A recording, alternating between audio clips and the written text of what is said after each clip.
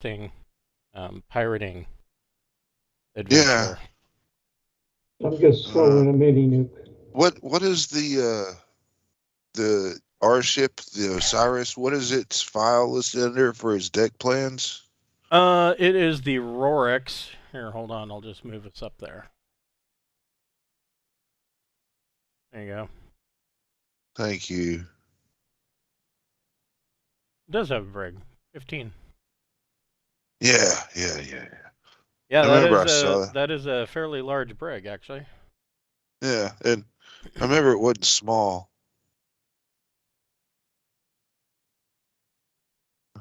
We can definitely store a lot of people there, though.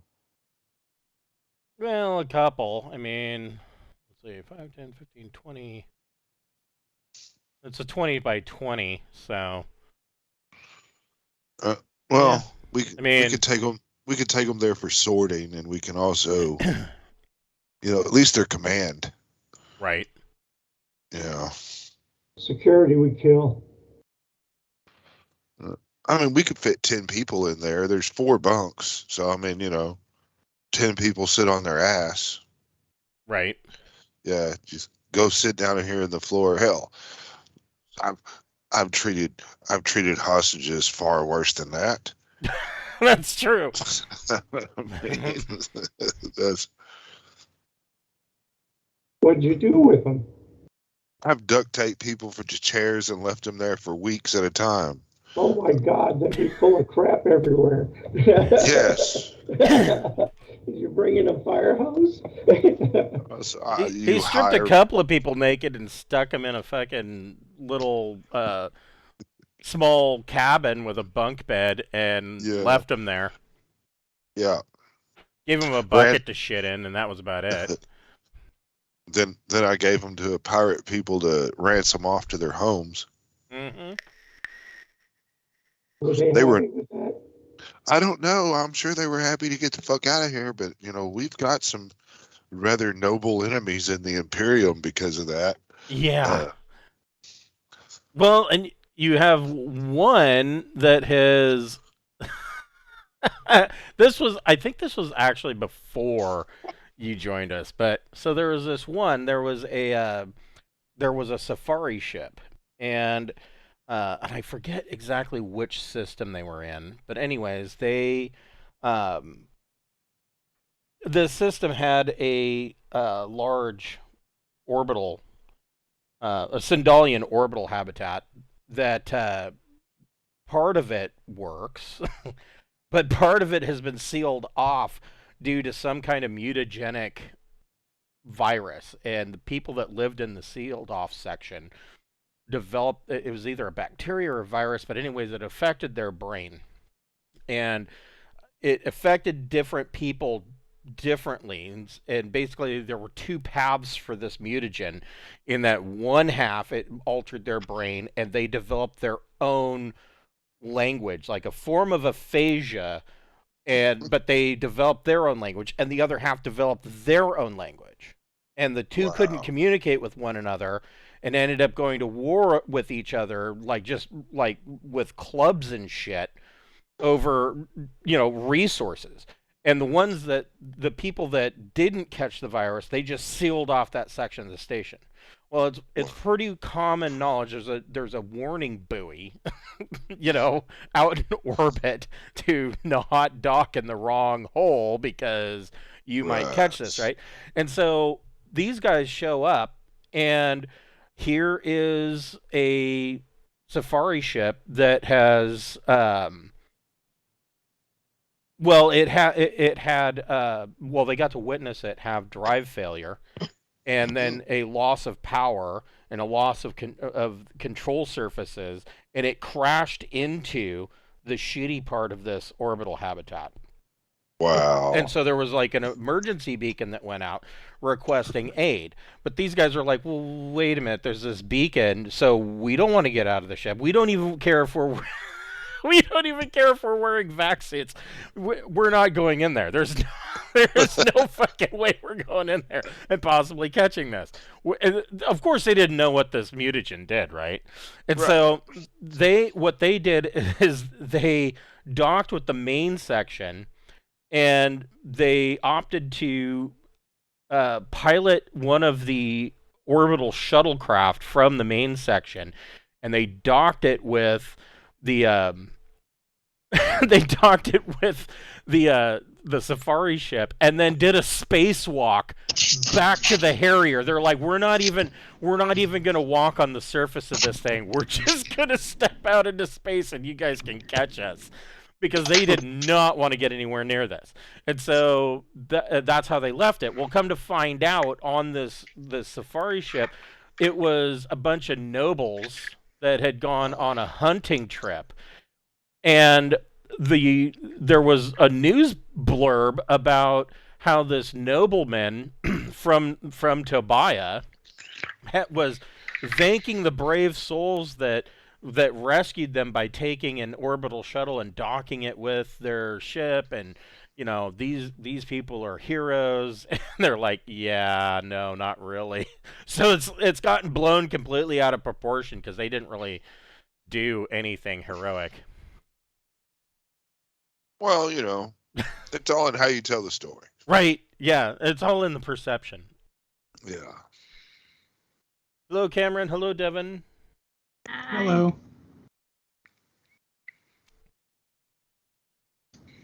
I see your guys. I saw that Cameron's shirt is ready to be shipped, and so those should be on the way.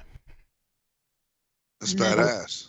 Devin ordered a shirt and a beer stein, I think. The Stein is already on its way. Nice. Yeah. You're gonna like the Stein. We love ours. They make excellent coffee mugs. They're like it's like this crockware beer stein, and it just makes a great coffee mug. It's like a double coffee mug. Wow, hell yeah. I'm gonna make some big ass hot chocolates in that. There you go. There you go. Yeah. I've already got a huge ass coffee cup. It's almost like 4 cups worth of coffee. I'm exaggerating a little, but it's really big. Well, I mean, that's like 1 2/3 a cup almost. It seems like it's huge. It's great. Yeah. This I is. Trying to reconnect. I use my 64-ounce Circle K cup for coffee. There you go. Oh, nice. Yeah. Yeah, We just use the beer stein. I mean, it works great for beer too. But if you put because it's crockware, if you put anything in there with ice, it sweats a lot because it's crockware. But that's the only downside to it. So, like I said, it's great for coffee and it's great for beer. But Cool. so yeah. Hello, everybody. Welcome back, and we will be picking up our Pirates of Drinax campaign where we left off last week. These guys essentially stunned a Type M subsidized liner there in the, I want to say the Clark system, is that right? Or is it Torpal? I think it's Clark. And they hit it with ion cannons and caused it to basically shut down. The crew of the liner, the Princess of Tobia, has essentially surrendered, and they've docked with it and are about ready to board it. And we'll get into the interesting facts of that situation here in a moment. Before we get started, we would like to thank one of the friends of the Greenwater Guildhall. None of these are sponsorships or partnerships of any kind. They're just products that we really like. And today we would like to thank Dogmite Games. Dogmite Games makes beautiful wooden tabletop accessories for your games, such as wooden DM screens, dice vaults, dice trays. They've got dice towers. Everything can be customized.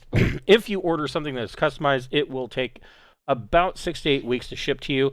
But they do have a lot of stuff that they keep in inventory. So if you're, in a hurry for a last-minute gift idea or something like that, just check out what they've got in inventory because it's all beautiful. Those items usually ship in 1 to 2 business days. And be sure to let them know where you heard from. And we've got a code for you. It's good for 10% off anything on their website. Put everything into your cart and use the code FRIEND in all capital letters, and that will net you 10% off your total purchase. If you enjoy our Traveler game, we do have a website via Obsidian Portal. It is in the description down below. Obsidian Portal's website, the action log or adventure log, is written in the manner of news service articles, giving information about the Trojan Reach as a whole, and sometimes information. Actually, I should preface that and say that there's going to be a lot more information coming in from outside the Trojan Reach, because we are as the year progresses in real time, the real year. Things are going to be coming in from outside the Trojan Reach, concerning the Imperium and a mounting situation that will be painting a backdrop of color for you guys. So be aware that that is going to be coming in. But if you like the content that you see, please go to the front page, give us a thumbs up. We do like to see the fan likes, and we hope you enjoy. So, where we left off last week, you guys had docked with the Princess of Tobia, and this is your archetypical. I'm going to try and zoom in a bit more here. This is your archetypical subsidized liner, and this here, number 8, is the airlock that you are docked with. Now, it does have 2 decks. Deck 1, of course, being mostly fuel and docking space. They do have a, what is it? Is it a launch? It is. Dun, dun, dun. I just saw it. Yes, it is a 2010 launch. And then the deck 2, of course, is crew cabins, and 4 is a kitchen and dining area, and they probably gambling and things of that nature. And then deck 3 is mostly cabin space, with 17 being your low berths for your the steerage, the people that couldn't pay a whole lot for their trip. And so you've hit this thing with ion weapons, and so it is powered down. The crew at that point didn't have enough. There wasn't enough power points for them to run, and so they surrendered. And you've docked. What is your procedure? Maybe I should go back to your ship. I don't think we need to go back to your ship. Who's staying? Who's going? I guess is the question I've got. I'm in our air dock. I'm sorry. What was that, Glenn? Gregor is at our air dock, waiting to go into their airlock. Okay. So Gregor is boarding ready. So, I'm gonna stay on the bridge of the Anubis. I'm sorry, the Osiris, because I've got comms and sensors. I can really keep a track of things outside of the ship, and I can also make sure I inform. What is the name of this subsidized liner? It is the Princess of Tobia. Yeah, well, I will inform the Princess of Tobia that any attempts to launch their launch, power up anything, or whatever will result in a nuclear assault. Okay, that's all right. I'm gonna send the camera drone. I'm gonna go ahead and film this as it goes along and scout around and all that. But yeah. So you guys are probably laughing a little bit, because Princess of Tobia was moving to, and this ship has jump 3. So I mean, it's got some legs on it, which is good for a liner, and it is moving up the was moving up the well, it's at Clark, so clearly it's moving up the dust belt. And the thing that is making you guys laugh a little bit is that the sensors are clearly defining that it does not appear to be armed. Now, that doesn't mean that they don't have pop-up turrets, but you're not detecting any weapon signatures at all on this thing. And you're like, somebody's moving up the dust belt unarmed. That seems... Now, they could, of course, meet up with with a convoy or something along those lines, which would give them a little bit of protection. There are an increasing amount of Imperial armed convoys that are moving up and down the Dust Belt, thanks to you guys specifically. But it's still a little weird that anybody would come into the Trojan Reach unarmed, but here we are. So Ting is staying on the bridge, monitoring sensors and communications. Beth, what are you going to board? It seems like I should. Okay. And what about Keith? Yeah, I'll get in battle dress and board. Okay, so that was going to be my and what about Ox? I think we only need one person on the bridge, right? Yeah, I So mean, I'll get dressed up and head on in. okay. So then the question is, what are you guys? I mean, you can go all out. I mean, I know that the battle dress was mentioned. How heavily armed are you guys going? This is suspicious to me a little bit. I'm gonna, load up. Well- Unless you want to like scare the shit out of all these people. Yeah, I mean, if you guys want to just load up, you can. That's fine. The reason I'm asking is that there is a reason that shotguns and I've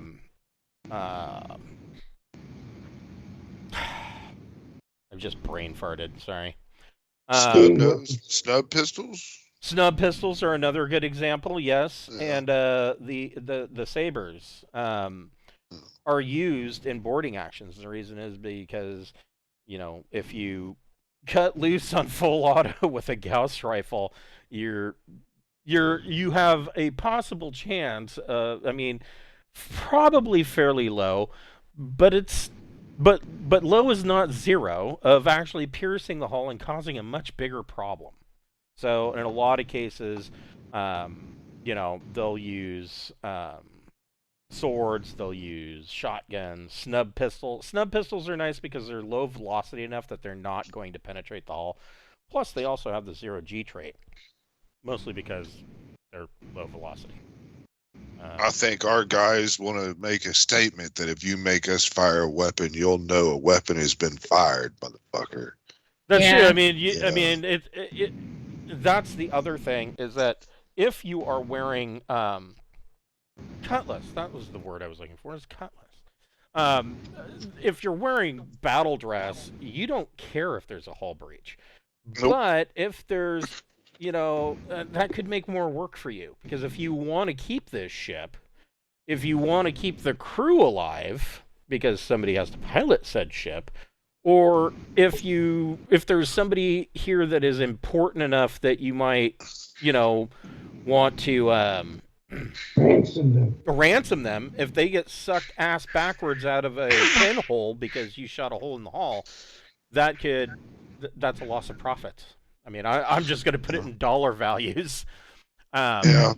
Makes good meatloaf, though. Well, yeah, Captain, I want to remind you that we do have a nice, brig here on the Cyrus. So if you want to take key personnel or hostages, this new ship comes prepared for us to house them in a more humane way than what we've normally done. What you've normally done. Well, yeah. When there's no we This is here, supposed it's to be a you. happy occasion. We're not supposed to bicker about who kidnapped who. We don't need to point fingers at each other about whose fault it is. Yeah. So, everybody go ahead and, well, I'm wearing combat armor improved. that works. I'm bringing a body pistol, a light shotgun, and brass knuckles since I have unarmed melee. Perfect. I'm trying to make sure they're not communicating with anybody, too. And I also have 2 stun grenades. Courtesy of my crewmate. That's yeah, you're not picking up any communications to the outside. Okay. You are picking up communications internally. Oh, what are they saying? Well, I will tell you. Hold on here. Thank you. I need to know now. Sorry. So before we get into that, everybody go ahead and roll your initiative.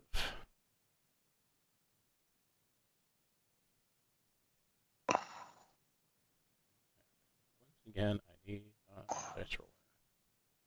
2 is just 2. There you go. I got a 4.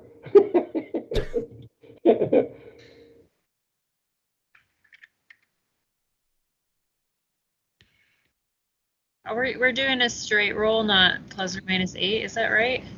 Yeah, you can do a straight roll. That's fine. I mean, whatever you're used to, whatever is easiest. But I just realized that that if we're just looking for initiative, just rolling and trying to get your plus or minus from average of 8 is really just the same thing with more steps. Okay, cool. I just didn't remember the change. Devin did, but yeah, that's totally fine. We just all have to do the same thing. Right. That's the only thing. So Devin, what did you roll? I rolled 7. Oh, okay. Well, there we go. And don't forget to you still add your dex or intellect modifier.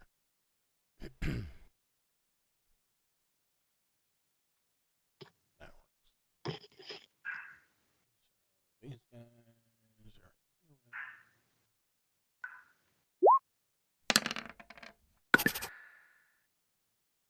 you get a whole terrifying 5. That's a great roll for you. Yes. Yeah. So Gregor, so Glenn, what did Gregor get?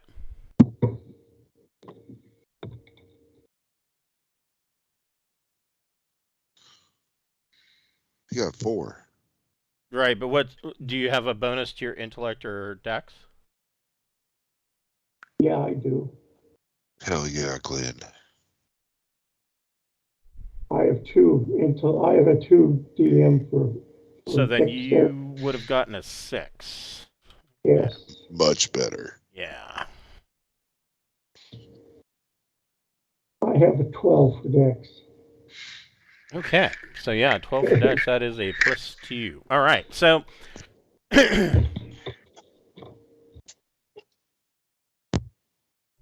So, Beth, Ox, Keith, and Gregor, you get to you open your airlock. You get into this section here, and there's a window that you can see through, and you can see that there are a number of crew that are bringing cargo to set in this hallway here for you to basically unload. They are bringing the cargo to you. Wow, this is such good customer service. I know. That is amazing. Here I am worried they're going to put a crew service weapon in there. So the inner airlock is unlocked. You can open it at any point. All right. Are there tokens, or I'm just gonna imagine? That's cool too. No, you just press the button and it'll open the door. It's not locked. All right. I open the airlock. Okay, so Beth opens the airlock, and there are how many of these guys? There are you see 2 maintenance guys, or I'm sorry, there's like 4 stewards that are loading this stuff, and they immediately put their hands up, and they look like they turn 3 shades lighter as soon as they see you guys, because you've got 3 people in battle dress and 1 guy in improved combat armor that are armed to the teeth. These guys don't even have snub pistols. They're wearing button-up jackets. You know, they look like waiters and maitre d's, and they just put up their hands. Don't shoot us! Don't kill us!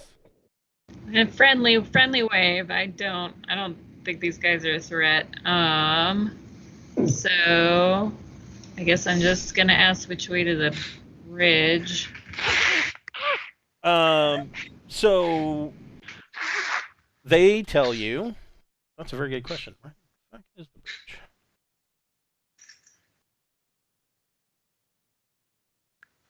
One thing they don't show on the map is where the bridge is. That's genius. Here's the galley. I noticed that. There is no bridge. There's no bridge. It's all automated. There's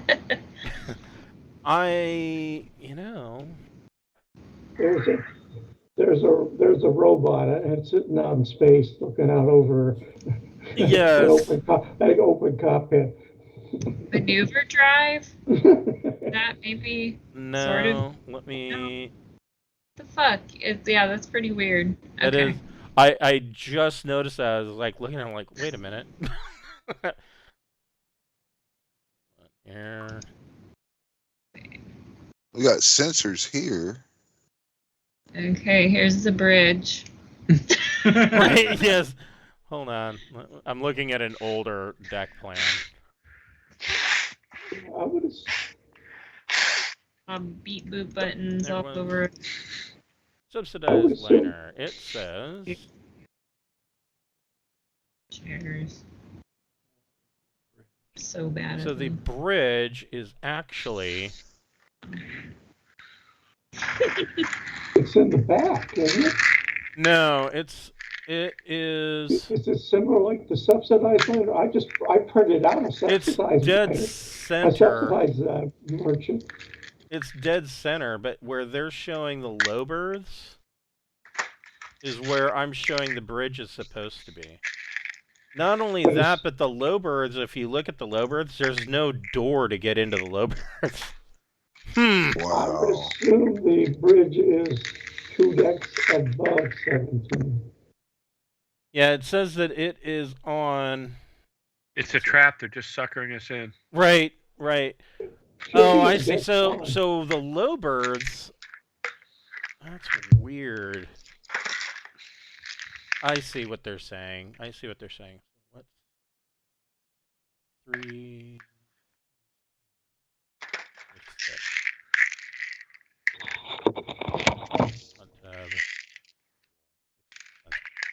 This is the bridge. Okay, that makes sense. It just doesn't have a number. They forgot to label They it. didn't label it. Right. Yeah, so this would be 18. Sorry, I had to look at the old deck plans and kind of extrapolate what they're trying to say because, of course, they insisted with the. And when I say old deck plans, I mean like the 2014 deck plans, not the really old deck plans. But so it's basically midship. Yes, there you go. It's basically midships, but It's really yeah, big. they didn't label it. So the 2014 deck plans, they insisted on doing everything in isometric, which fucking sucks. But I mean, they were nice deck plans, and they could have been great, but then they made them isometric, so useless. So this is the bridge, and he points, and so through this door, he says, "I can take you. It's through that door right there." Sweet. Let's go in there. Okay. Ting. So my question for Ox and Keith and Gregor: are you just following the captain to the bridge? Or are you going to start? Are you guys going to start loading the crates of loot that they've stored? What are you doing?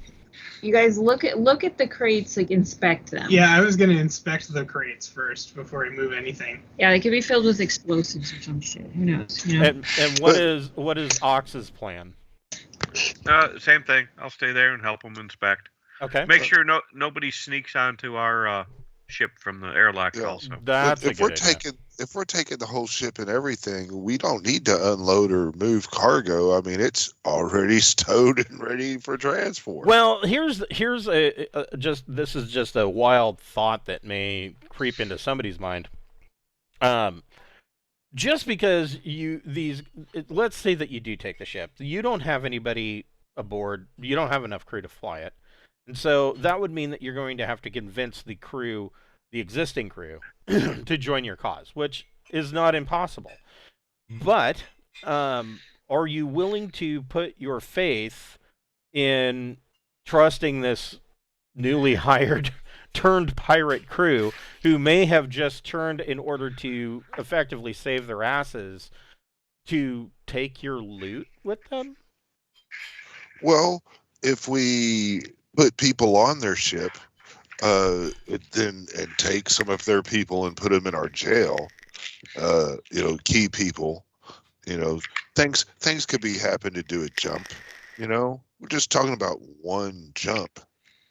Yeah, I don't know. I would be more apt to, if it were me, to take the loot personally. Space them all. Well, no, but take the loot, and if they agree to sign over with you guys, all you'd be out is the ship, which you weren't initially. I mean, that the ship's a gimme. I mean, that's like a bonus. So Yeah, but it's not armed. Not right, but and it's not armed. But I mean, it doesn't have much cargo space.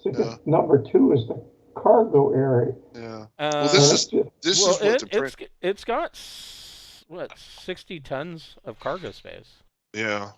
I mean, that's all subsidized liners do. The Princess turned us onto this thing, so let's see what she turned us on to. So, and then my question is Gregor going to stay with the cargo that is being dropped off, or are you going to follow Beth? I'm going to follow Beth because she needs support. Good plan. Okay. Couple shotguns. Hold on, I'm trying to pull up some stats here. We need to get Ting access to their computer so he can see if there's any high value passengers. Okay. Well, I've got my camera drone. I'm following Beth with that. So Ting, make a make a electronics communications plus your choice, either intellect or education, because you're kind of listening in on their internal comms. That's a 9. If the ship gives me more, I get more. Okay. Hold on here. I'm just going to use one marker to show where people are going. Since these deck plans are kind of small. And Ting is not on the ship. So, Ting, you are listening in, and basically the Rorix, you're, finding out how, I mean, it's pretty great. It's got advanced sensors, military countermeasures suite, enhanced signal processing. It's got 2 sensor stations. I mean, this thing is a spy master's dream. And so, you are listening in on their internal communications, and the communications are basically from the multiple cargo holds. And let's see, there's a cargo hold here and here, which is where these guys are carrying the loot. So you see that there are stewards that are pulling them out of these 2 sections and bringing them up forward. But you also know that back here there is a larger cargo bay. And then, of course, they've got a med bay on here. They've got high staterooms. And so Beth and Gregor, you see, as you go through this door here and into this hallway, you're following this one steward. You can see that there are other stewards, and this ship has a total of 10 stewards. And they are just making a chain, moving the cargo down the hallway, and they have to kind of stop because Beth is in battle dress, so she's taking up the width of this hallway. There's just no way that they can move luggage around you. And these two rooms are essentially high passenger cargo luggage, and so they are. They basically are waiting, and the steward leads you into the bridge, and these 3 stations here, these guys are sitting with their hands on the armrests of their chairs. They're not touching the consoles. And the captain is standing, and he's facing the door. As the door opens, the steward kind of stands out of the way and waits for Beth and Gregor to step into the bridge. And the captain is just standing there with his hands behind his back, kind of his palms folded, and he looks at Captain Beth, and basically when she walks in, she interrupts him. He is directing crew. He's got maintenance crews down in the main cargo hold, ready to transfer cargo out of these cargo bay side doors here.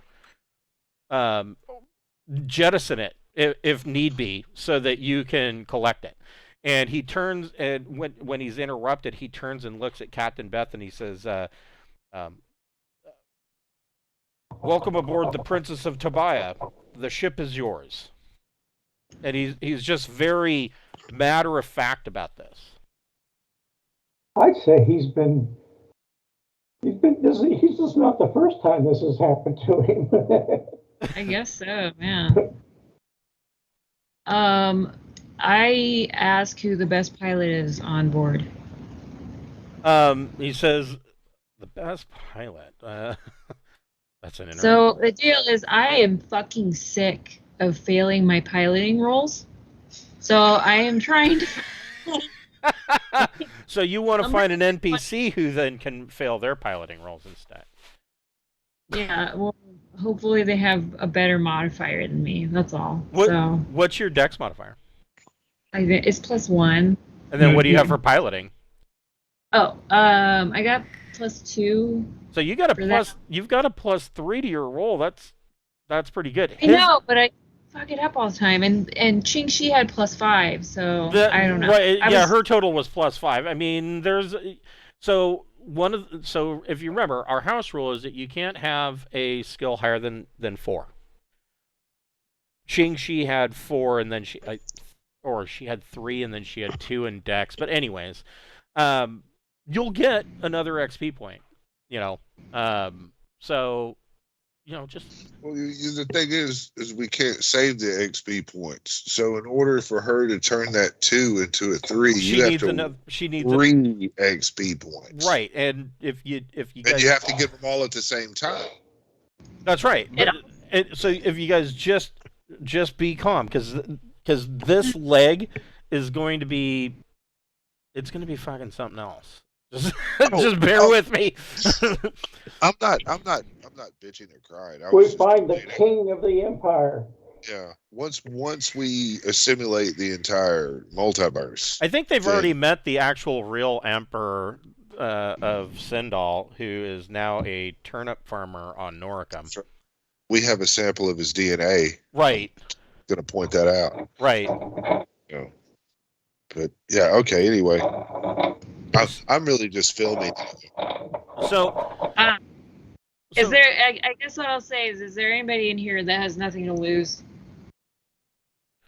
Like, so their best pilot, they have 2 pilots aboard. Currently, the one that is on duty is their number 1 pilot, and he is also he's considered the 3rd officer.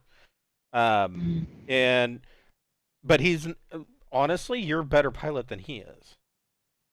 Shit. This is a luxury liner. But the captain, I will allow both Captain Beth and Gregor. You can make a recon plus, and it's not going to be intellect this time. Make a recon plus soc check. Oh, you don't want me to do that. 7, right? Or is my social anything? Oh, actually, that's pretty good. Okay. Yeah.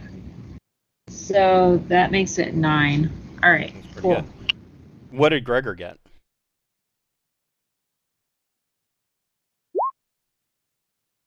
And here's the other question. Gregor, were you in I forget what your background is. Were you in the Navy or the Army or Marines? Army. You were an Army. Army. So you can make that roll with a boon. So you can roll a third dice. You want to take the 2 highest. So it looks like you rolled 2 3s. And you roll another 3. Oh, okay. So Gregor's clueless. But Beth, you Gregor's got a social of 3. right? Yeah. He's the token. Yeah, but it doesn't poet help when you of the rolled academy. 3 3s. That's hilarious. So take the 2 highest. Well, they're all 3. So Beth, you look at the captain and you can clearly see that this guy is probably ex-Navy from somewhere. Your immediate guess, having been in the scout service, your immediate guess is that he was probably ex-Imperial Navy. Is he sick of losing? Well, I mean, the Third It would be Imperium nice is to- the Third Imperium. I would hardly call the Third Imperium being the losing side, but No, I mean on this ship right now. Just but he, is he I this wouldn't, shit? I wouldn't say that he is sick of losing. It would be more like, he is, admitting,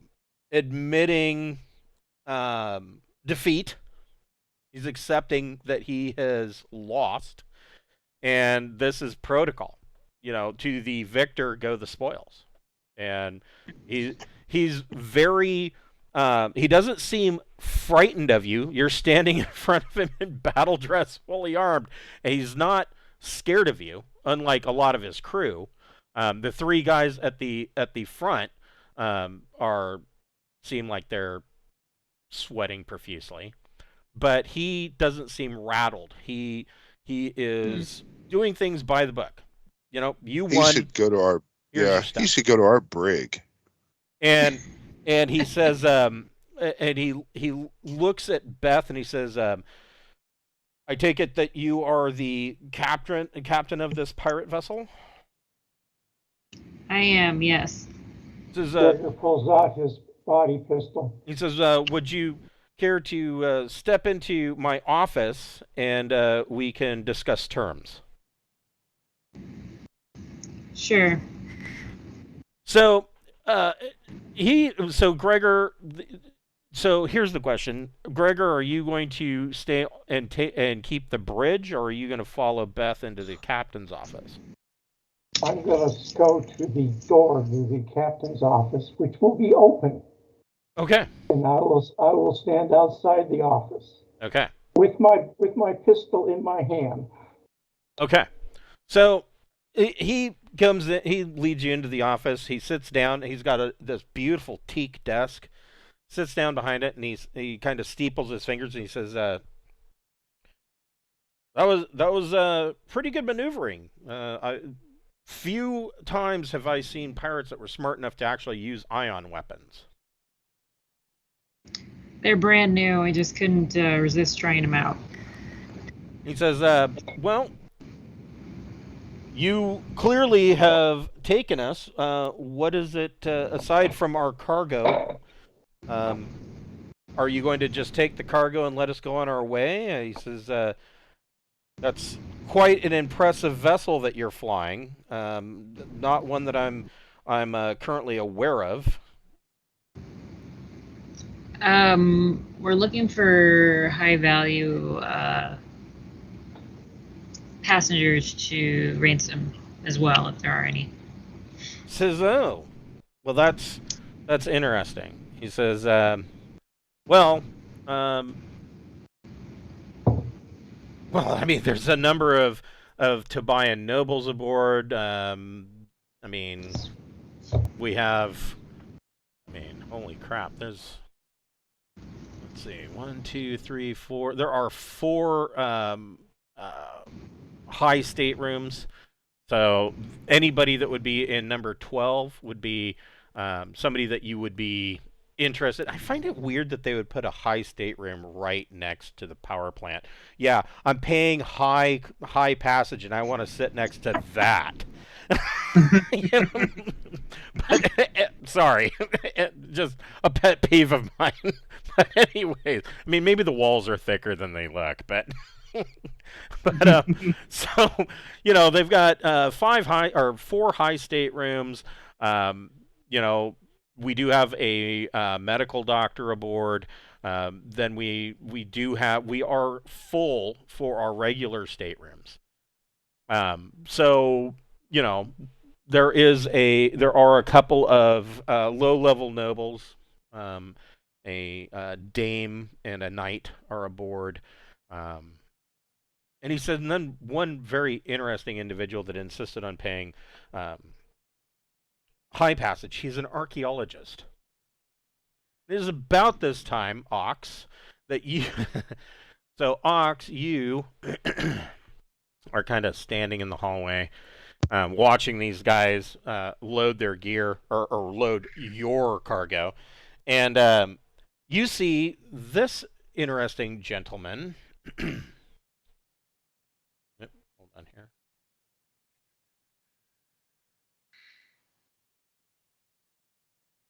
There we go.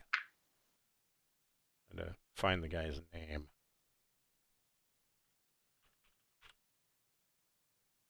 There he is. You see this guy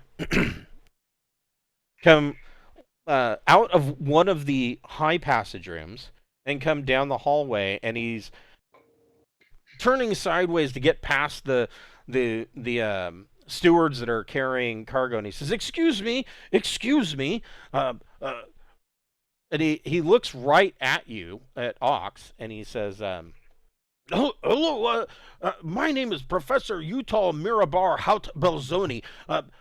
Who would I speak to about, I understand that our ship is being pirated. Pay it no mind. Who amongst you would I talk to about booking passage to Drinax? Ooh. I will Use your hands. go to the bridge. Our captain's there. You just point him to, yeah, just go in there. Meanwhile, he opens up the... Okay, I assume he's wearing those clothes and he has no weapons and no armor. Yeah, no, he's just wearing a button-up shirt. He's got a mustache, and he's not demanding. He just wants to know who he can pay to get high passage to Drinax. Well, then he can talk to the boss. I'll use our comms and tell the captain that crazy old cute that wants to book passage to Drinax on incoming. Awesome. No armor, no weapons. Okay, so you point him to the bridge. Keith, go ahead and make a. Let's see. Make a investigate plus intellect check.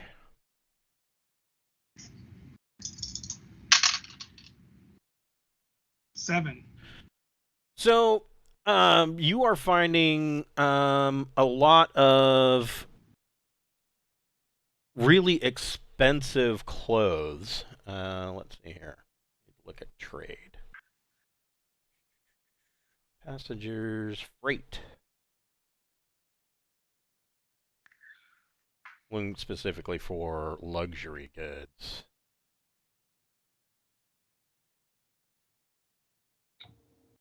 Ugh. Of course they had to put it sideways. Well, these aren't illegal luxury goods. I think those are called drugs. These are... Yeah, so there's like 200,000 credits worth of dresses, suits, tuxedos, all of it very high quality stuff. Sweet. Awesome. Let's move it in. And actually, I should say, let's see, how many are there? Holy shit! So that was 200,000 credits per ton. There are 6 tons of Nice. of nice suits and dresses. There are bottles of champagne. There are fine cheeses. There are tins of caviar. You know, it's 6 tons of luxury goods at 200,000 per ton. Dang. That's awesome. So Princess of Tobia's been packing some good shit. The bridge doors open, and this individual, the professor, steps onto the bridge. Gregor, you see this guy come in, and he says, "Oh, no," and he kind of nods at the crew, and he looks at Gregor. And he goes, "Would you be the captain of the dastardly pirates?" Gregor says, I would not, but she Says- is close. Come over here and I will frisk you. Oh yes, and he holds his arms up and he lets you frisk him. He's not packing any weapons. And as you are frisking him, he says, "Why, would that be a Rorik's command vessel that you're flying? I sorry if I'm prodding, but I looked out my stateroom window and saw your vessel as it docked. It is absolutely magnificent. Did you know that such a vessel was commanded by such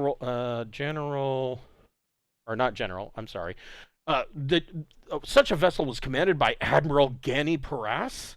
Yes, Gani Paras, you see, she was the pretty much known as the Arch Admiral of the Sindalian Empire, and she enforced the Empire's will across the entire sector. Magnificent, magnificent ship. You have done an excellent job. Wherever did you find such a blessed vessel?" And I will say the captain will probably tell you when she pleases. And I will tell the Captain Beth, we have somewhere out here in the bridge area that would like to speak with you. So the captain kind of cocks his head and looks around Beth, and he says, "Oh, that would be our archaeologist, the one that I was speaking of. That is Professor Yutal Mirabar Haut Belzoni, FIAS, FIHS, PhD, etc., etc., etc." And the professor steps into the captain's office, and he comes over and he wants to shake Beth's hand, even though you're wearing battle dress. He just holds out his hand. He grabs Beth's hand. You just kind of hear the of her battle dress arms. He pumps your hand up and down, and he says, "You captain a magnificent vessel. Oh, the Rorik's command vessel is just an imperious ship for the Sindalian Empire. And I was just telling your man out front that one such vessel was commanded by Admiral Gani Paras. She was a brilliant naval officer, beloved by her crew and feared by her enemies. Both loyalists and rebels courted Paras. Her sense of duty demanded that she stay loyal to her oath to the Emperor, but her sense of honor forced her to acknowledge the wholly justified grievances of the provinces. She led the defense of the Spinward Fleet, slowing the advance of the rebels and ensuring the war impacted on the civilian population as little as possible. Magnificent ship. I'm hoping that you are going to follow in her footsteps." And the captain of the Princess of Tobia kind of looks at Beth and he goes, "So this is one of our high passengers. You can take him hostage." And the professor looks at Beth and he goes, "I would like to pay for high passage aboard your magnificent ship. I'm looking to go to Drinax." Well, that's pretty convenient. And tell him to get his shit quickly. Well, Hop aboard. We'll work out payment afterwards. Excellent. Well, I mean, I believe my should, as you say. Oh, I'm sorry. This is my first time with pirates. Oh, it's all so exciting. But my should, as you say, I believe is in the hallway. He says, "But I only really I don't care about the rest of that. I only need my one personal bag, and that's it." All right. I guess I can use communications, right? To Yeah. like let him pick out his thing so it doesn't get stuck in the hole or whatever. So he comes over and he kind of goes. Well, he doesn't go over to the crates that are getting stacked up steadily in the hallway. And at this point, the stewards, I was going to call them porters. I guess it's the same thing.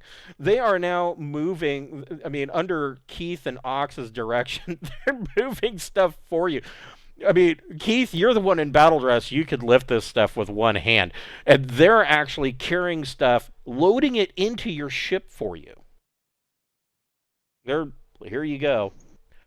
And you see the professor come out of the bridge, and he goes back into his stateroom down here, and he comes back out, and he's just got this like a leather clasping bag with an umbrella stuffed to the top, that's strapped to the top, and he comes bustling down the hallway, sidestepping between the stewards, and he comes up and he looks at Ox, and he kind of gives Ox this awkward salute, and he says, "Your captain said that I would be welcome aboard your vessel for high passage to Drinax."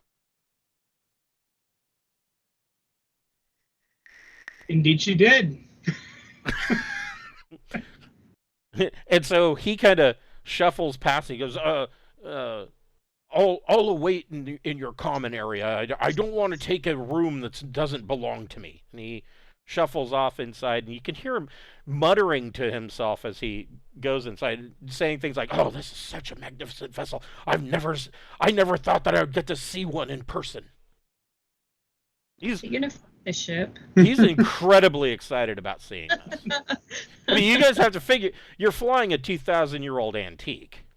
Yeah, it is pretty cool. He's the hype man for the new ship. That's what he is. Yeah. And so the captain says, "Well, now that unpleasantness is taken care of, I do hope you enjoy your conversations with the professor as much as I have."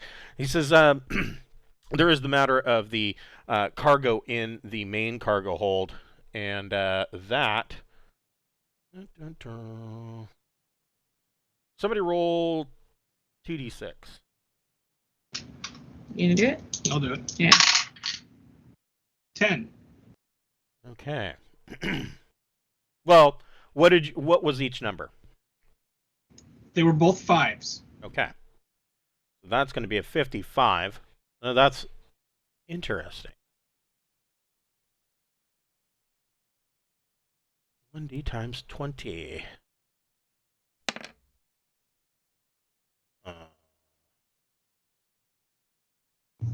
That's 60. No. Yes. The main cargo hold is the rest of the cargo is filled with wood. They are carrying lumber, agricultural garden supplies, to the That tune, works for Drinax. and they are to the tune of 1,000 credits per ton, and there's 60. Do we have room Well, for all that? Is there 60? No, there That's is. cheap I'm sorry. There bullshit is 54 tons. It's only this bullshit cargo. It's only like $1,000. I mean, it's only like 1,000 credits a ton. It's not. Yeah. Yeah, they can keep that shit. I don't want any They of could it. stick that shit in their ass. They can make new clothes out of it or something. Yeah. The luxury goods are worth more than that, but yeah. So I thought there were supposed to be precious metals on this ship, according to the spy well, report. Maybe our spy's stupid. Yeah. Maybe the princess has got it wrong. It was the princess. Yeah, she said there was some badass shit on here, but whatever. So, so the captain says, so yes, that is our precious main cargo. We were actually carrying that. We were going to deposit that at Clark, or I'm sorry, not Clark. We were going to deposit the wood at Torpal. We were going to make a jump one from Clark to Torpal, and and sell the wood there. You know that for the most part, Torpal's main building blocks are um, carbon frozen corpses, and so some of the people in the outer reaches wanted supplies to have a different aesthetic. I'm gonna have Ting do some scanning, see if anything's hidden. Okay. So, Tink, go ahead and make an electronic sensors plus intellect or education. I'm going to go ahead and take the liberty to add an extra 2 just because I'm in a really good ship. And you get, yes, that I was just going to say, that was a +2 for your advanced sensors. Wow. Let's do a 16. So, you scan the ship, and you do find that there is, in the office where Beth is currently talking, there is a safe, and you are detecting. I mean, of course, it's a safe, so you're detecting a high metal count, but it's a safe. So, Well, I've got my camera droid right there with Captain Beth and their captain, and so I will say, open your safe. okay, and so this camera drone kind of goes and looks at the captain of the Princess of Tobia and says, "Open your safe."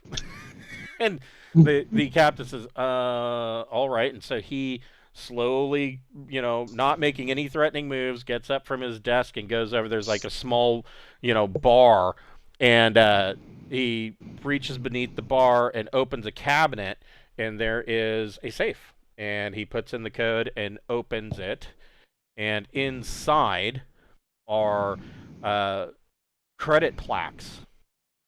Like, he opens it and they just kind of start to fall out, and there is Yoink. 20,000 credits in credit plaques. Okay, well now it's ours. You have something more in shipment. Hell yes. Can I I'm shoot also him, gonna Captain? need, Can I shoot him, Captain? No. I'm going Everybody, to need everybody remote nice. access to your computer systems as well. You need to open that up for me. Change your main password to 12345A. And so he calls the order out, and one of the guys out on the bridge goes ahead and opens up computer access for you.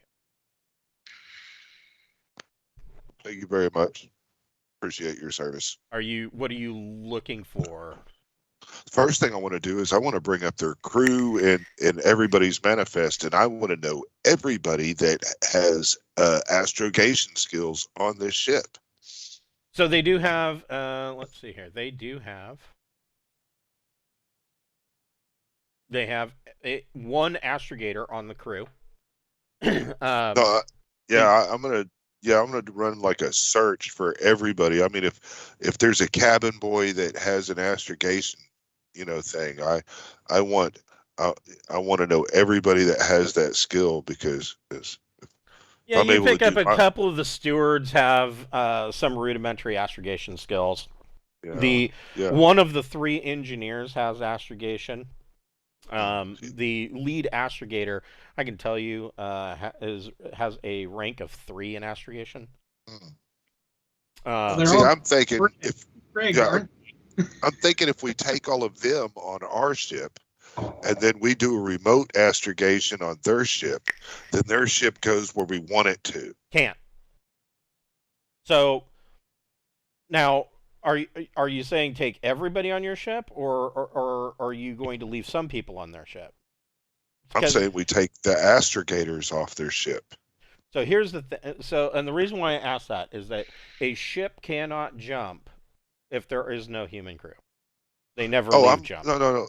I'm only talking about taking the captain and the people that have astrogation skills off that ship. Okay. So You know, whoever's actually physically on the ship here, there, whatever, if they know that they're under our watch with the Osiris, then you know, they'll jump where we want them to jump, and they'll treat everybody nicely. You see what I'm saying? yeah, and they're Yeah. as far as like skill sets for the passengers, they don't have information on it. They've got names and they've got origin point and destination point, and that's All right. what they paid for. Yeah. Yeah. Well, all right. I will forward all the information on everybody that's supposed to be there to the captain and her computer on her thing. Okay, yeah, and I mean in Beth's suit, she's getting a heads up display of everything that Ting is sending you. Okay, so are we gonna bring this ship to Drinax or Thebe, or are we ditching it? What do you guys think? Because you guys haven't made an offer to the captain yet. I mean, what do you mean offer? We took the ship. He said it's ours. Right, but you haven't made an offer. So the assumption when he says the ship is yours, the assumption is that you will loot the ship and then leave, and they will go on their merry way minus all of their cargo and possibly some of their passengers. That's the normal procedure for pirates. If you want to make an offer to him to, be a pirate, you could. Now, your pirate gang already has a subsidized liner that they have basically kitted out to be a glass cannon. This guy has military experience. I wonder if there's any role for him on Drinax, perhaps. He seems competent. We don't run into a ton of competent military people. That's true. So, does he have a family to go home to, or something that? Oh yes. Oh yeah. Yeah. There is one other part about that might put a wrinkle in. So there is a Imperial ambassador on Drinax, Thal Pollock, and the Imperial ambassador doesn't know what you guys do. All he knows is that you guys are a part of the new Kingdom of Drinax's military. He knows that you're a part of their navy. He doesn't know that you're pirates, or I'm sorry, privateers. Right. He doesn't know that you're privateers. He knows nothing about the mark of writ. He doesn't know anything about that, because if he did, being an Imperial ambassador, it would be his duty to inform the Imperium that Drinax is locking down their borders through commerce raiding, and that wouldn't be good. And so he's kind of left in the dark as to what your actual actions are. He just knows that you're off, presumably furthering the ends of the Kingdom of Drinax with these outlying planets, trying to get them to join. But he doesn't know how you're doing that. We've got a lot of. I mean, we could.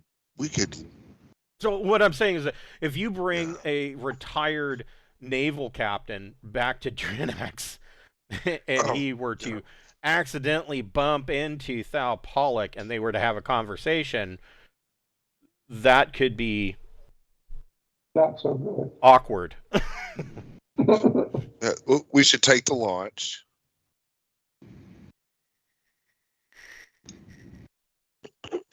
Okay. I mean, if we're not gonna take the ship, if I mean, this guy is gonna be all strictly dickly. That's true. I mean, if we're gonna take this ship, we have to put our own person in command. We have to remove him and put our own person in command, and they have to ride with this thing. With no freaking weapons at all. Well, I mean, this ship doesn't. No, I mean, it's just got to do. Yeah, we just got to do one jump, and we're at Drinax, and then we've got it in our home world, and the ship could be donated, sold off. It could be turned into an SB, another paper cannon, or it could be used to. We've got so much transporting needs; it's fucking crazy. Yeah. Or the king could use it as his own personal yacht. He might really want to redecorate this. I mean, it's yeah. Drinax is only 2 parsecs spinward, Mhm. so. I mean, like you said, both of these ships could make that from Clark to Drinax in one jump. Yeah, so I mean, really, in order to thoroughly have this whole ship for whatever purposes we want, all we have to do is ensure that they make one jump where we want them to go. And I mean, then we've got a big old like battle cruiser hanging out in Drinax. I mean, we've got all kinds of support in Drinax. We have a shitload of people in it too, though. What are we gonna do with all of them? We're gonna take them to Palindrome. Or fantasy. There's always fantasy. There's always fantasy. If we're taking this ship, though, we can shove all them in the launch and say, "Man, fucking better suck it up tight. Get somewhere." I forget how close Thief is. I don't know where it is. That's Thief is, and I'm looking. It is a ways. Yeah, damn pretty it. far away. Okay. Yeah, it is. Fantasy's a ways away too, isn't it? Though. Yeah. It's not as. They could have an upper class year contest down there if we dump these guys. Holy shit! So well, they don't have to go that way. At jump 2, Thief. I really want to dump them on fantasy. Well, let's do that. Yeah, that feels good somehow. Right. I mean, all these we can. At jump 2, Thief is 5 weeks away. And then how close? 5 jumps. Okay, so that's Thief. What about fantasy? Fantasy. I want to say fantasy's closer, to be honest. Oh, you're not doing much to make the case not to go there, then.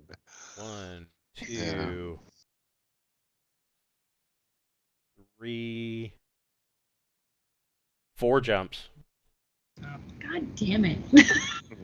So it's just a little bit closer.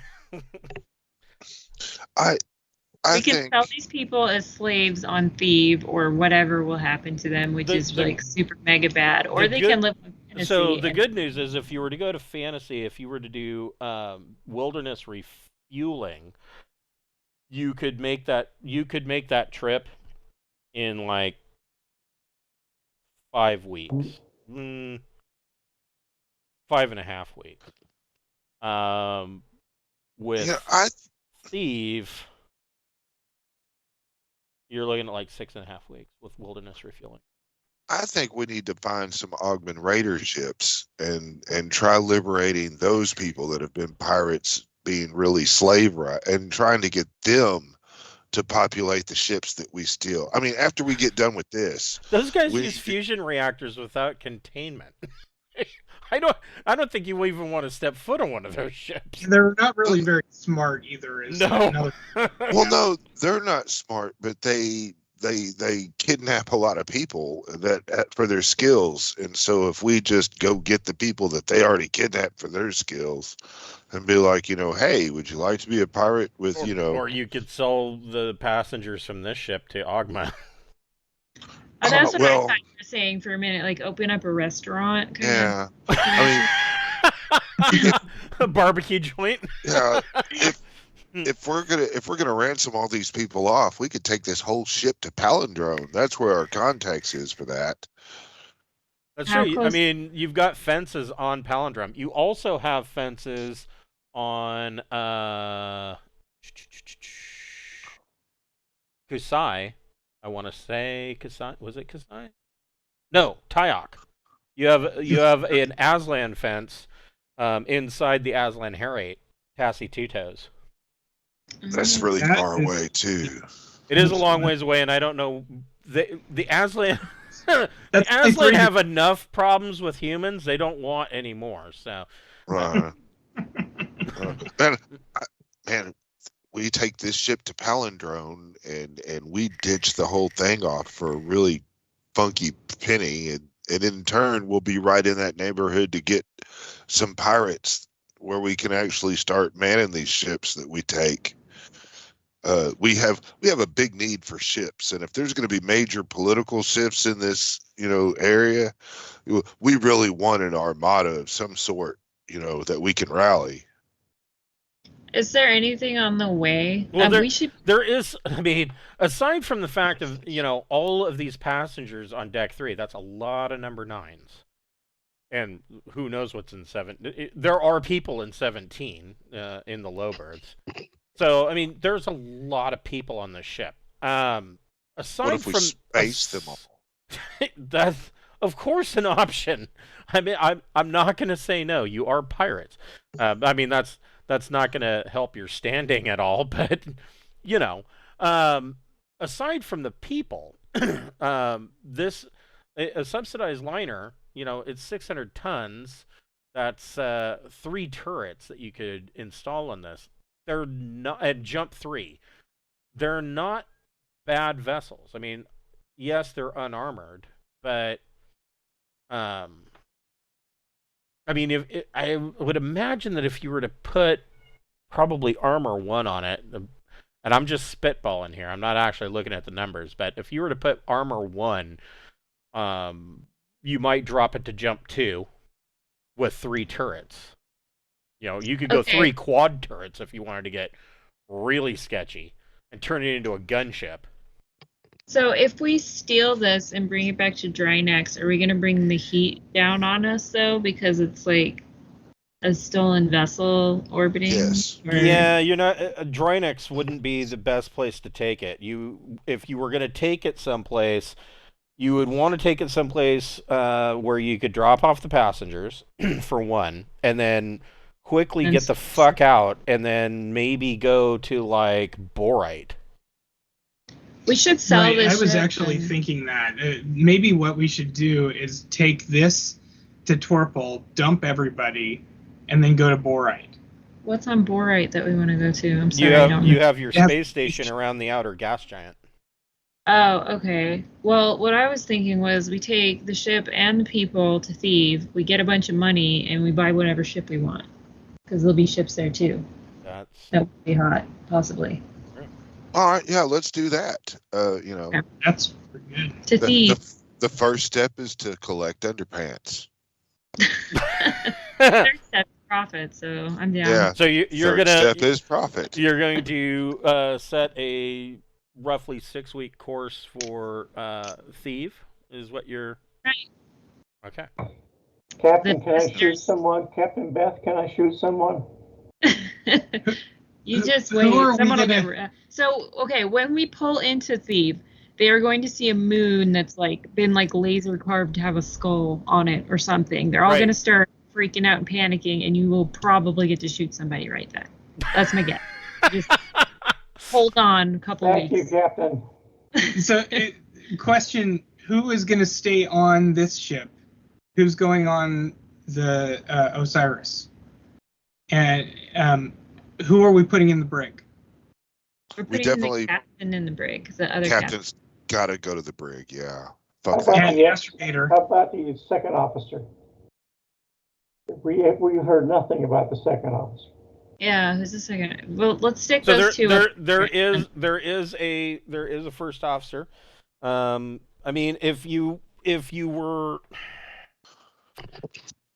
you're gonna want the captain, probably the first pilot, astrogator, one of the engineers, and to be in the brig, and the first officer.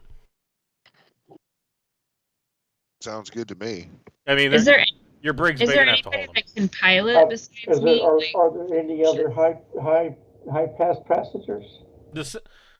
Well, that's up to you. I mean, there are aside. Well, you've already got one of them on board, so We there's already got one of them on board. one, two, three more cabins of high-class passengers. Okay, so we don't have anybody else that can pilot on the Osiris besides me. So I would like to stay here, but it doesn't seem doable. And Keith has to do the jump, so we need him as well.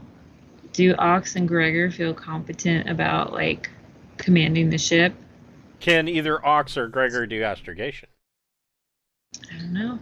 We can offload the astrogation to From the other ship. other ship. Okay, and so you're going to jump both ships like a fleet jump? Yeah. Yes. Okay. Oh. And I don't have astrogation. Gregor is an infantry puke. If you guys can do without anything I'm doing here, I can go oversee the other ship. They will do things my fucking way. And I can stay and I can watch over them. So I should bring up. And I can So the send bloody to hell. So the interior of the Princess of Tobia is actually pretty luxurious from a modern standpoint. It is, rich carpeting, wooden, brocade walls. Up here there is a large dining hall and casino. There's a large galley here. It's a nice ship. This down here is a hot tub. Number 10 is a swimming pool. See, this is you don't leave this shit behind. Oh. And, All right. and Get on over where's there. the auto bar? Where's the auto bar? Oh, there's plenty of liquor up here in number 4. So, yeah, Captain, how you're gonna, You can go on over. Yeah. You Three Musketeers. all right, then yeah, I will go over there to the princess and Okay. establish some very harsh rules of stay in your room. You get no entertainment. Yeah. Yeah. I also want to go and do a round of all of the passengers and tell them all to put all the goodies in the bag. The people with the most goodies get fed good food. The people that don't have much goodies will not eat very well on the way to our destination. Keith pointed out we need Ox back for a gunner because this ship doesn't have guns. That's and true. the other one. So we'll need Ox to come back. Sorry, dude. Oh, darn. So you'll leave Gregor and Ting in charge. Now, here is the other problem. Because this is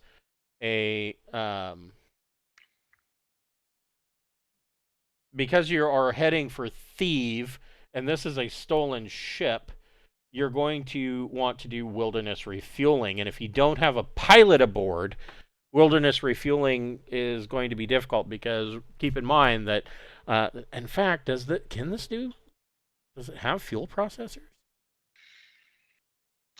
It Can we does not have fuel processors. Can we use the Anubis? I'm sorry. Can we use the Osiris to scoop, refine, transfer the fuel here? As a matter of fact, you can, because the Osiris has an unrep system and it can do 40 tons per hour. So there we go. Wow. Yeah. 40 tons an hour? Yeah. It would also be helpful to really it would help chain the ship to the Osiris as we travel about too, in case they get froggy. Well, the Princess of Tobia is too big for that. Yeah. But you would at least be able to make a jump, and the Osiris could go and do wilderness refueling, come back and use its unrep system to fuel the Princess of Tobia, and then go and do another refueling run for itself.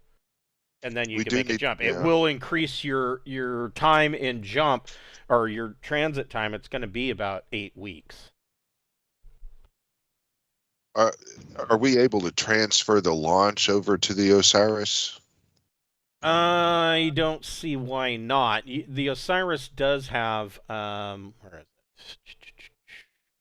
So the Osiris has type 3 docking clamps on the tips of its wings. You could clamp a you could theoretically clamp the 20-ton launch to one of those. It almost seems like the launch is a little small for it, but you could do that. Basically they're rated up to, I think, 200 tons. I want to say 200 tons. Might be Yeah, 300 tons. the little launch would be nominal. I just want to stop any kind of way for people escaping the ship. Let's see here. I mean, almost to the point where it might be better to leave the launch behind rather than just let someone have a way of exit anywhere we jump to run and tell people things. Yeah. Sorry, I'm doing a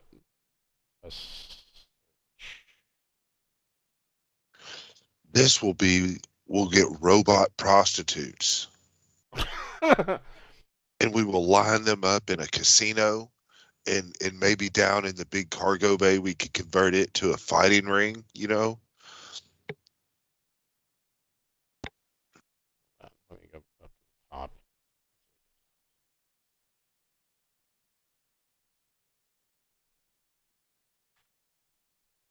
Here, docking clamp type 3 can so it would not be able to attach the launch. So type 3 docking clamp can do 100 to 300 tons. You got two of those. Yeah, Keith, do you think you could make the launch not work? I mean, you could just jettison the launch. Yeah, we could just jettison it. I think that's the way to go. Yeah, okay. Yeah, we'd jettison the launch. You know. I mean, But it's. I mean, where are they gonna go? It's a launch. They can't jump. I mean, I suppose they could, assuming that one of the it's a pretty safe bet that one of the passengers probably, out of this many, probably has the ability to fly small craft. They might be able to pilot the launch to the main world, you know, and alert system defense boats and other things while we're trying to screw around and creep through. Yeah. But they're going to have, like, what, 1G acceleration? I mean. Yeah. All right. Well, I'm just might be being paranoid. I've been playing with Sarda too much. No shit. No shit, right? Yeah, that Friday group. They are a little sketchy. So yeah, I mean the launch a TL-12 launch has 1G of thrust, so you're really looking at from jump point. Yeah, it's a very difficult, slow thing. It'll show up on the sensors. It's probably going to be a couple days for them to even get. Yeah. You know, all right. I'm being overly paranoid.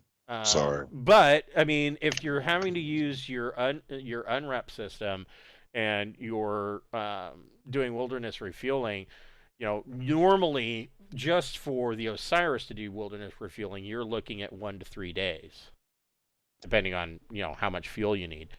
But at 1G, if it's a 1 AU transit time, it's going to take them 68 hours to get to the main world. So not quite 3 days. But because you're having to use the unrep system, you might be in system for an entire week. Yeah, let's jettison the launch. I feel better about it. Yeah, that's fine with me. That's fine, yeah. Can I shoot it? Hell yeah. We could take all those people in low berths and put them on it first, so that way they don't. They're not worth taking. I don't know. There might be some thieves in there. So I'm joking. I'm not necessarily really wanting to just murder people for no profit. Well, you're not necessarily murdering. They're frozen. They're in low berths. You plug them into the power system of the launch. Let somebody from Clark pick them up and deal with them. That's less bullshit for you to have to deal with. Is there a market for popsicle people on Thieves? There is a slave market on Thief. I mean, if that's the entire route you guys want to really go, I'm not going to say there isn't a slave market. I just don't think they're worth They that much. they call it Probably unpaid not. labor. They're probably the worst fucking Internships. these people. They probably suck, you know. Yeah, on I doubt- Thief they mostly refer to them as interns.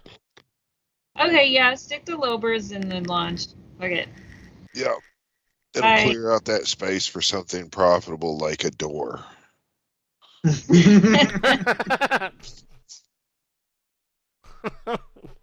could turn it into an armory. That's true. Yeah. There's a lot of options, but I mean, if we're going ship collecting, we'll need to get some pirate crew members. So yeah, if you're using the unrep system, you're looking at 10 weeks to get the Thief. And what's the payoff? It might be worth it. Well, the payoff, I mean, you're going to be able to fence the, the 60,000 in luxury goods, and you're going to be able to. I mean, if you want to, you can fence another 54,000 in wood. Sure. Or I'm sorry, not 60,000. It's 1.2 million, if I remember correctly. 60 times 200,000. Yeah, it's 12 million. So you got 12 mega credits in luxury goods. Now that, of course, is retail price. On Thief, you'll probably get about 6 million, and that's if you get a good broker roll. And then 50, you can definitely get 54,000 for the wood. How much is the ship worth, though? Brand new, and this is in pretty good shape. You're looking at 185.244 mega credits. So we can probably get 50 mil for it. I mean, so here's the thing: it's really difficult to sell a stolen ship. I thought, I know that. I thought, Thief would be the place where you could. Thief would be the place. Because some pirate would probably be willing to drop 50 mega credits on a new ship, or you could outfit it and purchase a crew. Something, right. Yeah. There's options, and we've got 30 fucking staterooms of noble, sub-noble class people. I mean, that right there is where the money probably is. Yeah, probably people willing to chase down, what do you call it, ransom. Yeah, we don't really have to do that shit, but other people do. You guys keep discussing this. I'll be right back. If we get them to Palindrome, which is right there next to Thief, or probably on Thief, we just sell these guys off to a ransom fence. I'm not sure what the term for that is. A ransom broker? A ransomer? Yeah. I think they call them slavers. No, because we're ransoming them back to their people. They're going home. They're not going to slavery. Yeah, they're kidnappers. Yeah, kidnappers. I have one question, Captain. What do we do about this passenger that wants to go somewhere close to here? The archaeologist guy? Yes. He's just going to have to wait. We didn't say we were going directly to Drinax. We were doing the effect of, when you get in the cab and he starts going the wrong way and he's got the clock running. And I get out and find another cab. Okay, so your trip is, you're setting course for Thief then. So who's making your astrogation checks? That'll be me. Okay, so because you are essentially doing it for 2 ships, that's going to raise it to an average 8+. Okay. You can do it. Okay. Believe in you. 11. Okay. that's not a problem. And then, just looking at... Yeah, the Princess of Tobia has plenty of power. The Osiris... Somebody needs to make a power check for the Osiris. So, engineering power plus intellect or education. Should I do that too, or Yes. does somebody else want to do No, that? you probably got the best. I'd imagine. Okay. All right. Yeah, in the other game, Glenn's the engineer. Oh, I actually also have power 1 in this game. Nice. Oh, Nice. That's 8. Okay. And then the last thing to do. So then the question is, Ting or Gregor, do either of you have engineering J drive? Well, if No. Gregor's got engineering power, we know he has J drive at 0. Right. Well, I mean, doesn't the crew have a competent man to do that? Will you put the We pilot? put him in. Brig. Did you keep the secondary pilot? yeah. Yeah. So yeah, they do. Yeah. We took their senior leadership out, and we are, Okay. The trip is not as fun as what it once was to the people on the boat. I mean, that's all. Stay in your room type thing. If I catch you out, I'm gonna beat you. Okay. So Princess of Tobia makes their jump with a 13. And Osiris, so I guess Keith needs to make a engineering J drive plus intellect or education.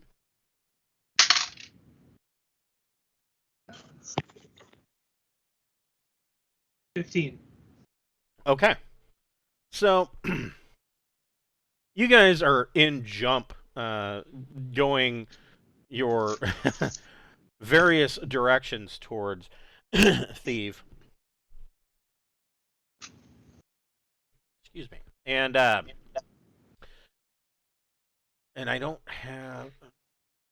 think I have a map show. No, I do not have a map showing Thief on here. But during the time in jump on the Osiris, so the professor in this week. So are you? Here's the question: Are you? I mean, he wanted to pay for high passage, and he doesn't care. He's not in a terrible hurry necessarily to get to Drinax, but he is very excited to be. He says, he's sitting around. In fact, let me bring up the Osiris deck plan here. There we go. What that is? 23. Your common area here. So you guys are sitting around the table, and I would assume that you didn't just throw him in the brig. I mean, No, he seems cool. He seems harmless, at least. he is exceptionally excited to be not only and he's kind of spent the most of the week wandering around just marveling at the ship. He's just amazed. And I mean, you guys have done some work to try and bring her back, at least, if not to a functional level, to partially to make it look the part as well. And he has noted in a couple of places where, this isn't right, and it should be this kind of part, but you have to do. I mean, it's a 2,000-year-old ship. You have to do what you have to do. And sitting around the table, he it doesn't take much for him to delve into history. He has already he looks at Beth and and Heath, and he says, I'm just going to go out on a limb. I heard rumors. There are stories. You see, I'm actually a professor from the Royal University of Regina, and even in Regina, we have heard tales of these dastardly pirates, the Pirates of Drinax. I would imagine the tales say that you were flying around in a Harrier class. This is much grander than a Harrier class. This is a Rorik's command vessel. I can only surmise that you are the legends behind the tale. Am I wrong? Um. Well, okay. Before I answer that, I just have one question. I thought it was pronounced Regina. Is that... Okay, I'll admit we are. Yes, I'm sorry. I had to get that out of my. So he says, this. Before you even really answer, he's like, I'm right, aren't I? Oh, how exciting! And then my next question is, are you the return of the Imperial Star Guard? The what now? So the navy of the Empire of Sindal was called the Star Guard. Have you ever seen the ridiculous show Andromeda? Yes.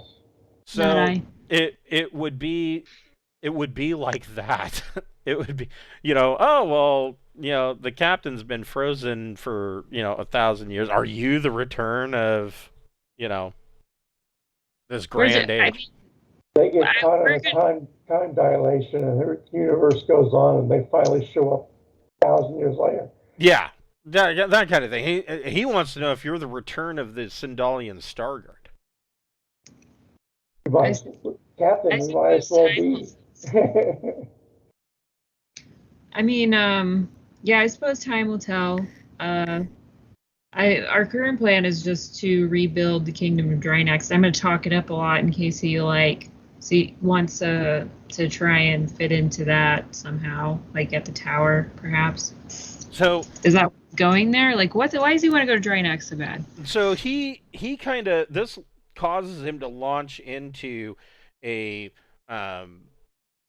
diatribe lecture story. So he was basically known as, how did they put it? It was put as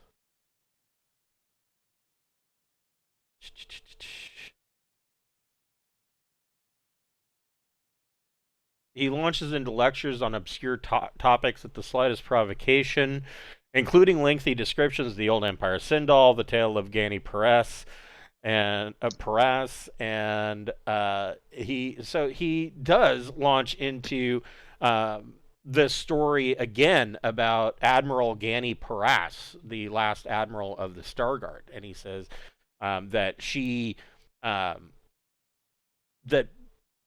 the rebels of Sindal, the rebels against the Empire, had kind of courted Paras, and she, because of her honor, forced her to acknowledge their justified grievances, because the Empire basically was bombing their worlds into submission if they didn't pay their taxes.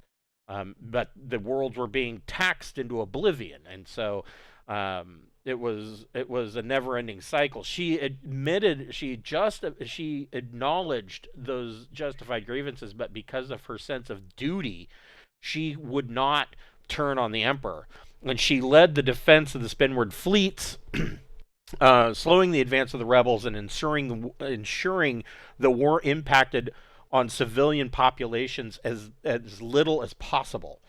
She avoided direct engagements where possible, and she preferred to use her light Harrier and Wyvern-class ships to attack enemy supply lines and fuel dumps. I don't think Wyvern is correct. I think it was Rorik's. She used Rorik's-class ships. Whenever a rebel commander used artillery on civilian targets, though, Admiral Paras showed no mercy. The rings of debris that still orbit Homestead and Vume are testament to the wrath of Gani Paras. So he's saying that debris field that orbits Homestead, that at night causes you to see all these shooting stars falling to the planet, as all this space junk falls out of orbit, she made that. She basically bombed their fleet into garbage. He goes on, he says, not even a commander of her caliber could stop the Civil War. Around the year negative 1400, her squadron of 5 surviving ships jumped into Noricum system, the besieged seat of the Emperor. What happened next is a matter of conjecture, of course, but most historians agree that Paras somehow convinced the Emperor to hand over the contents of the Imperial Royal Treasury. Some believe Paras hid the treasure somewhere on Noricum. Others claim that she intended to use the treasury as a bribe to convince the advancing rebels to negotiate. Others believe that the last loyal admiral betrayed her oath at last and she stole the treasury for herself. Paras returned to her squadron and they jumped out of system and out of the history books. There was never any confirmed sightings of the squadron again. Paras has become another legend of the Reach, gone for 2,000 years. What really happened to the treasury? Nobody knows. Perhaps it's still buried on Noricum. But perhaps this may hold some clues. And he pulls out a black and silver globe about the size of a baseball. And he holds it up. He says, I found this on Albi. I was looking to book passage to Drinax because this is a Sindalian message orb. It can only be opened by somebody who has the old Sindalian ducal codes.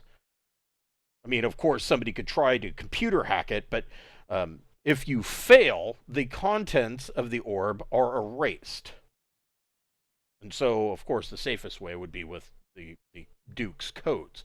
In the last place, the most likely place that the ducal codes of old Sindal still exist would be, of course, on Sindal or on Drinax. And so that's why I've been attempting to reach the kingdom of Drinax so that I could, implore with King Oleb to open the orb so that we could see what is inside of it. Wow, I will advocate for you to get your wish granted as best I can with the sway that I hold in the court. Here again, I'll allow Beth and Keith to make a recon plus social check.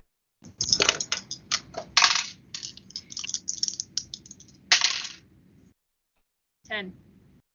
Damn. 7. Look at Beth with all the social cues. So it occurs to Captain Beth. This guy seems like a nice guy, but he's very excited. So the description that is given of him is that he's like an enthusiastic spider, all flailing hand gestures and uncoordinated twitchy limbs. He's very excited. I get it. It's okay. He tends to launch into lectures, including lengthy descriptions of the old Empire of Simdal, the tale of Gani Paras, and the message globe that he acquired.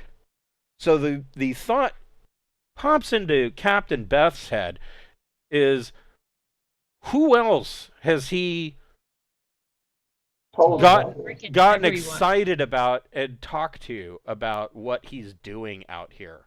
Because Regina's a long ways away. That's all the way over in the Spinward Marches.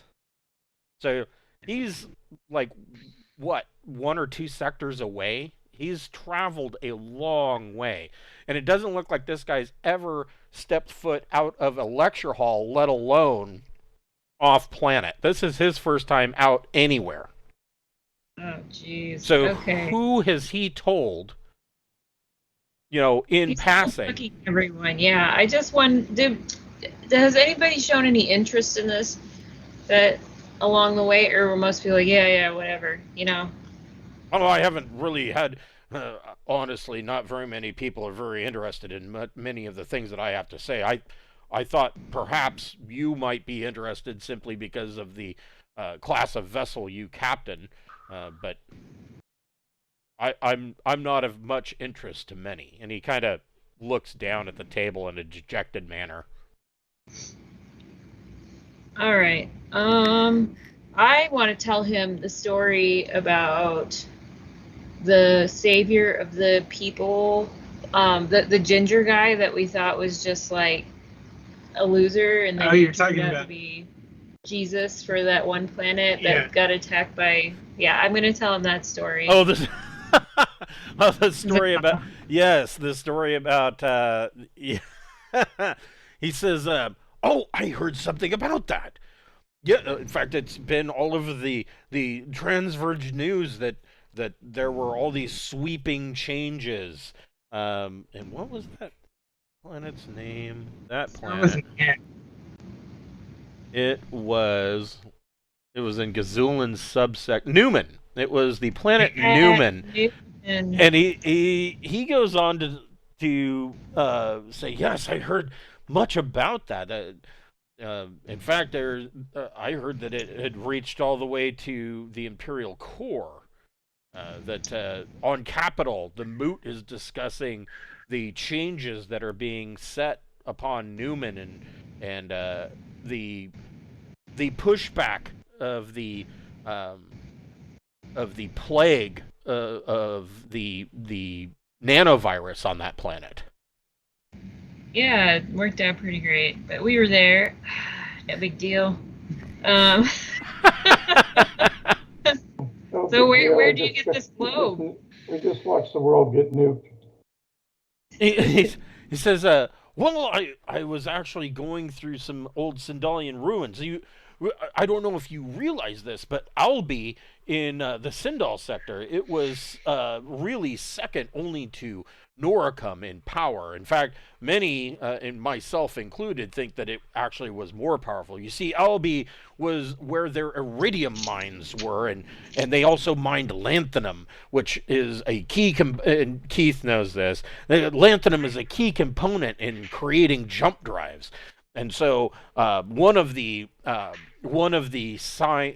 things that the Dukes of Albi would say is that they would call Noricum's or the Noricum and the Empire's emperors Albi's dogs, because whenever something would go wrong, Albi would simply position themselves to make a treatise to Noricum, and the Empire would immediately put them down. In fact, Albi became so rich that they got an influx of so many people wanting to live there that they are overpopulated. At their highest level, they had a population of 100 billion. Even now, they are, at this point, with the fall of the Empire, they are completely overrun, but they do have a plan. They have recently started a terraforming procedure in the Cordillion system. Oh, I'm sorry. The modern usage is Cordillon. But in the old Sindal, it was Cordillion, and on Cordillon they are terraforming the main world, and they've had some success. It now has a 10% atmosphere, and hydrographics are actually starting to form on the world. No plants yet, but that will surely come, and they are building colony ships with disposable one-way jump drives to send the populace upwards of 50 billion people over to Cordillon. Dang. He says, he says, Albi is a very funny world. It's ruled by a council, but you see, in the 10 years after the fall of the Sindalian Empire, Albi actually was ruled by Gorloon, Duke Gorloon, and the 10 years following the Sindalian Empire was called the Feast of Gorloon, because they had such a high population, upwards of 10 billion people starved to death. And you see, the Feast of Gorloon is kind of a joke. But finally, the starving masses raided the capital city, and they actually ate the Duke. And Oh, cool. in the following years, I believe it was Gorloon the Third took power, and the ruling council, they decided to put him into a stasis field in a cryogenic tube. He's still alive. They unfreeze him about once every year so that he can sign important documents, and then they put him back into the cryogenic freeze. Now, it's said that when Albi joined the Third Imperium, they unfroze him so that he could swear fealty to the Emperor, and he just basically looked around confused. No kidding. They'll unfreeze him and make him sign something about term limits. I mean, it's pretty much how every bank loan works, right? They just unfreeze you long enough to sign the check. That's crazy. Well, this guy was a good passenger. He's just full of information. The last thing that he brings up in your 10-week journey is he says he finally brings up. He says, "I'm sorry, Captain. I don't wish to clutter up your what is obviously a busy routine." And he looks around and he goes, I think there's only the three of us on this ship. Anyways, I don't mean to clutter up your busy routine, but what would you like in payment for the high passage? You have been most gracious hosts. Shit, I don't know what's fair. This guy probably I has know what to ask for. the globe. No, Just the kidding. first to be present when he opens the globe. Oh, certainly, I can arrange that. I That's a good think. point. Yeah, we want to be there. We want to be the first ones. But Okay. yeah, it's just serendipity that he happened to be on the ship that we pirated. So Right. yeah. So you come out after 10 weeks. You come out of jump, and of course, well, this is going to be fun. I think this is Ox's and Gregor's first time at Thieve. So Thieve, part of the jump is a little nerve-wracking because you actually have to jump into what looks like empty space. But these guys know that in this empty hex, and the empty hex is between Noricum and Thieve, there is actually a pirate refueling depot that these guys have been given codes to actually use. And then from there, it is simply another 2 parsec jump to Thieve. So it's 1 parsec core word from Noricum, and then from there it's 2 parsecs to Thieve. And the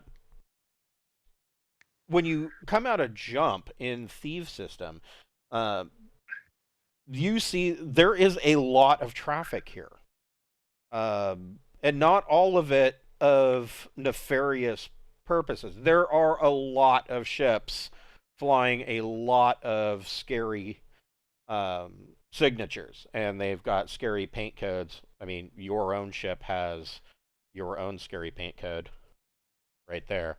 That is your Pirates of Drinax. Thank you, Cameron. That is a wonderful pirate flag. Anyways, so there are a lot of ships that are flying various flags. And there are, but then on top of that, you also see there are Imperial naval ships here. Not anything bigger than, 10,000 tons. But there are some frigates here, and there's escort destroyers. They don't seem to be shooting or firing on any of the pirates. And the next thing that you notice, and this just shows up on your passive scanners, is that there is orbiting the planet is a moon. And the moon has actually been laser carved to look like a skull. In fact, that is its name, the Skull. And it is their high port.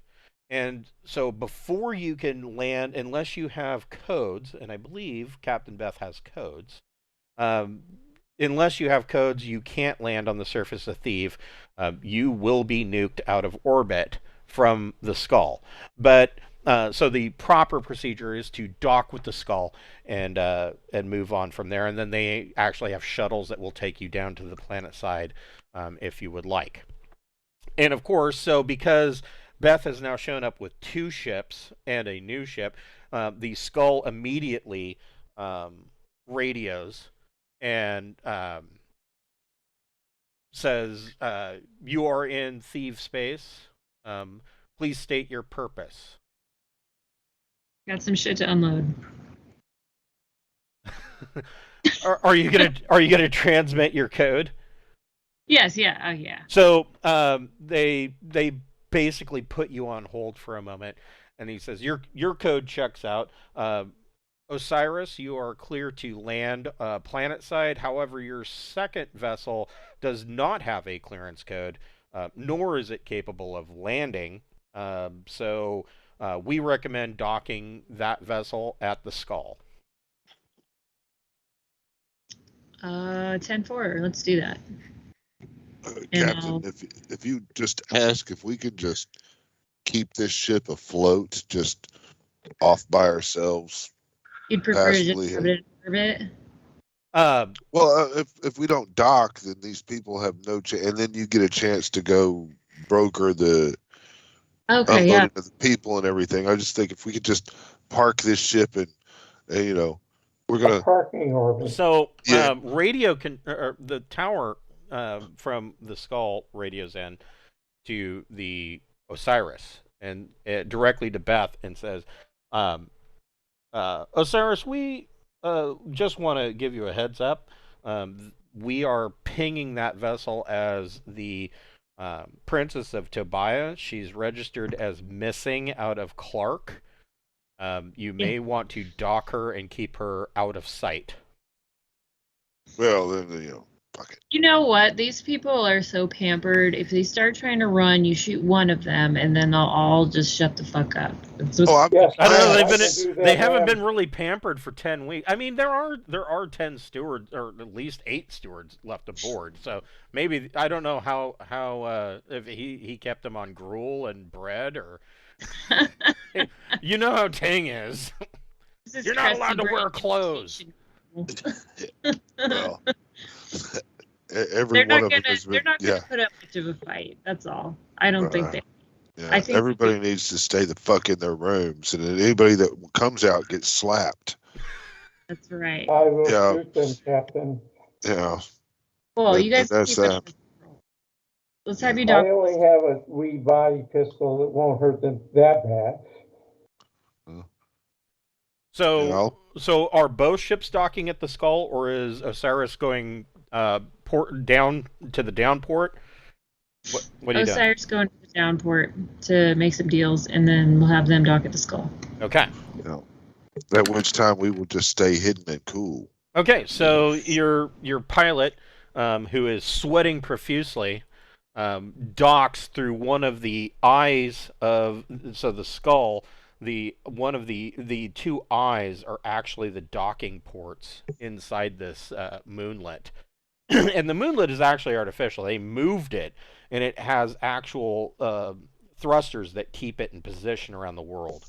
And so we will pick up next week with you guys docking on the skull and learning all about the widows and life on Theve. Some light human trafficking. And perhaps some light human trafficking. We'll see. Well, look, all we're trying to do is return these people for a nominal fee to their homelands. Because they don't have a ship. This is a Public service when you say it that way. yeah. That's what I'm saying. I'm working on a story to show our humanitarian side here as I'm filming everything as we've been going across. No. Shit. Okay. Right. We'll see you guys You're next week. documenting everything, right?